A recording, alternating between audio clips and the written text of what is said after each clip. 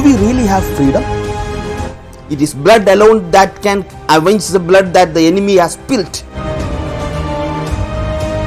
You have the right to choose your freedom. Celebrated on 15th August every year, Independence Day marks the end of 190-year-long British rule in India. On this day, India was declared a free country in 1947. In 2020, India will complete 73 years as an independent nation. In 1757, the East India Company defeated the last Nawab of Bengal in the Battle of Plassey, which marked the beginning of British rule in India. The Indian Rebellion, or the First War of Independence, took place in 1857, which was a major yet unsuccessful uprising against the British rule. In the year 1885, India's first political party, Indian National Congress, was formed, and after the conclusion of World War I in 1918, Indian activists called for self-rule or Swaraj. In 1929, the Indian National Congress declared Purna Swaraj or Independence of India at an assembly in Lahore. Finally, after a series of sessions and meetings between the British government and the Indian National Congress, Lord Mountbatten, who served as the last viceroy of pre-independent India, agreed to the proposal. On 15th August 1947, Lord Mountbatten partitioned British India into two new independent nations, India and Pakistan. Do we really have freedom? I often feel that if our freedom fighters who gave their sweat and blood for the country were alive today, they would have fought tirelessly to end all the social evils that are prevailing in our society. So given the situation of the society in which we live, you and I can be revolutionary leaders. I am a revolutionist. Do not make me a revolutionist not against of any government. I am a revolutionist who swim against the evil current of our society, and I believe that for a better society which is truly independent in its true sense, we need to go back to our roots. We need to go back to our past, in which every human believed that it's his or her responsibility to protect earth and everything in it. We have to go back to those days when we considered moral values and ethics as precious. In fact, when God created us, everything was perfect. God did not want the crown of his creation to be robots, and so gave us free will. Here we are today, very far from our Creator, and have made this earth a place of suffering and wailing. Now it is a high time we got back to our Creator and living according to his precepts and beautiful and better society. We as an independent nation have come a long way in the last 7 decades. Not every Indian knows that India is the 7th largest economy in the world. On the other side, sadly, we are also the 76th corrupt country in the world among the list of 116 countries. Our country is the second largest in population, of which half of our population is under the age of 28. This can be a fear factor for the countries that try to compete with us. But it is fate that 1 in 2 people here are struggling to put up the moral values and ethics. Statistics about various aspects in our country is saddening. Every day, 92 women are sexually and physically abused. In the last few years, according to Amnesty International, hate crimes are on the rise in India. Even today, people are being killed in the name of caste and region and religion. Immoral living has become the trend of the day. People living an ethical and holy life are being laughed at. All these things are saddening and set a bad precedent in the growth story of our nation and hinder our efforts in making our country great. Can you believe that India is facing such dangerous situations, and these are the factors that lay across our development and growth? Here lies my task and the relevance of being a revolutionist. My decision to swim against all evil currents make me a real powerful revolutionist. And I took this decision when I was 16. From that day on until this day and in the future as well, I am gonna do the same thing. Serve my nation in a better way for a better tomorrow. I am reminded about this old saying, it is better to light a candle than curse the darkness. So I am working as a social server to build a society with pure moral values and ethics.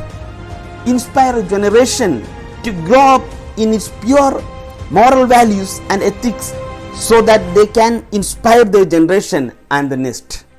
Great revolutionary Subhash Chandra Bose once said, it will be a fatal mistake for you to wish to live and see India free simply, because victory is now within reach. No one here should have the desire to live to enjoy freedom. A long fight is still in front of us. We should have but one desire, today the desire to die, so that India may leave the desire to face a martyr's death, so that the path to freedom may be paved with martyr's blood. Friends, my comrades, in the war of liberation, today I demand you one thing above all. I demand of your blood. It is blood alone that can avenge the blood that the enemy has spilled. It is the blood alone that can pay the price of freedom. Give me blood and I promise you freedom. During our freedom struggle, blood and non-violence were two of the most important aspects. Bose always used to say that there is a price for everything, and for freedom, blood is the price. Blood truly is the price which was required for freedom. However, you and I need not to give our blood to win freedom, because one man already paid it all by shedding his blood and has given us true freedom. Freedom in its truest sense is when humans are not under the yoke of slavery in the forms of addictions, immorality, hatred and the likes. Only when we are free from all these, we will be considered as free or independent. The quest for freedom is a theme found throughout the Bible, from Genesis to Revelation. Just 3 chapters into the story of God's creation, humanity gave up its freedom by choosing to rebel against God. From that time on, the perfect freedom God created in the Garden of Eden was gone, and the long-term effects were both physical and spiritual.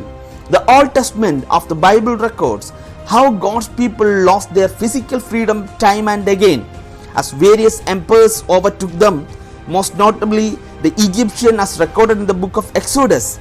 The loss of physical freedom was often tied to spiritual disobedience, like worshipping false gods, but time and again the one true God forgave his people and rescued them.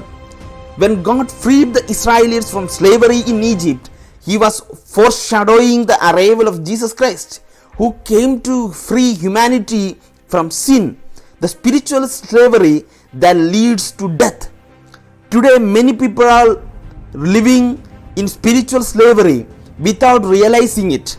They chase false gods of money, success, personal comfort and romantic love, only to realize they still have an emptiness that can't be filled by any of those things. When Jesus began his short period of ministry on earth, he announced he was one that God's people had been waiting for since the fall of humanity.